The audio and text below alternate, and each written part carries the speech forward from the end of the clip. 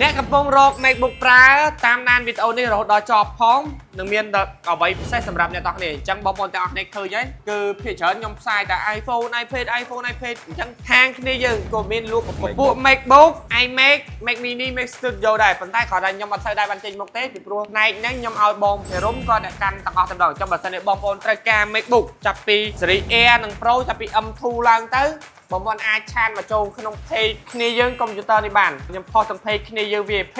ផុសទាំង page គ្នាយើងកុំព្យូទ័រអញ្ចឹងបើសិនជាបងប្អូនត្រូវការទាក់ទងនឹង MacBook ហើយមួយទៀតបើសិនជាអត់ដឹងថាចង់ប្រើសេរីគេទេ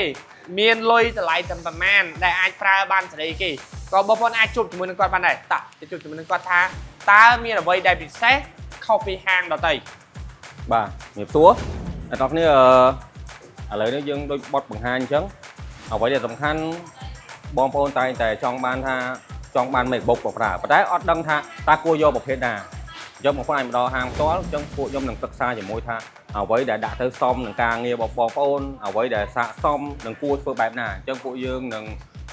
សួរយោបល់សួរព័ត៌មានបន្ថែមទៅយើងនឹងផ្ដល់របស់ទៅឲ្យវាត្រឹមត្រូវហ្មងដែលសំខាន់ហើយអ្វីដែលសំខាន់គឺយើងមានការធានាត្រឹមត្រូវមានទាំងរបស់លេចេញពីក្រុមហ៊ុន Qualcomm មានទាំងការធានាចេញពីហាងការធានាគឺសំខាន់បំផុតហើយរាល់អ្វីដែលយើងបាននិយាយនិងផ្សព្វផ្សាយជាក់ស្ដែងគឺមានពិតប្រាកដមែនខ្ញុំក៏ហ៊ានធានាចំពោះតកាយខ្ញុំដែរអូខេអញ្ចឹងយើងសរុបមកវិញអញ្ចឹងបានន័យថាភាគច្រើនបងប្អូនដែលចង់ប្រើ MacBook គាត់ថាភាគច្រើនបង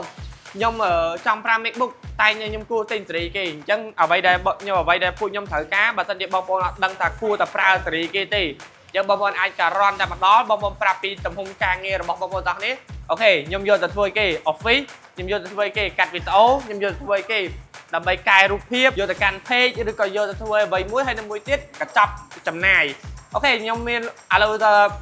បងខ្ញុំមានលុយខ្ទង់$600ជាងតែខ្ញុំចង់ប្រើ MacBook Pro M4 អាហ្នឹងខ្ញុំនិយាយតើរួចដែរអញ្ចឹងពេលដែលទំហំការងារទំហំលុយបងប្អូនអាចមកប្រឹក្សាបានមុននឹងសម្រេចចិត្តថាគួរតែទិញសេរីគេមួយដើម្បីយកទៅប្រើអញ្ចឹងវីដេអូមានតែប៉ុណ្្នឹងទេបើសិនជាត្រូវការតាក់ទងនឹង MacBook iMac Mac Mini Mac Studio iPad iPhone មកទឹកថ្មីមានធានារយៈពេល1ឆ្នាំអាចមើលបាននៅគ្នាយើង VIP បើសិនជាតាក់ទងនឹងកុំព្យូទ័របងប្អូនអាចឆាតចូល page គ្នាយើងកុំព្យូទ័របានអរគុណច្រើនសូមជម្រាបលា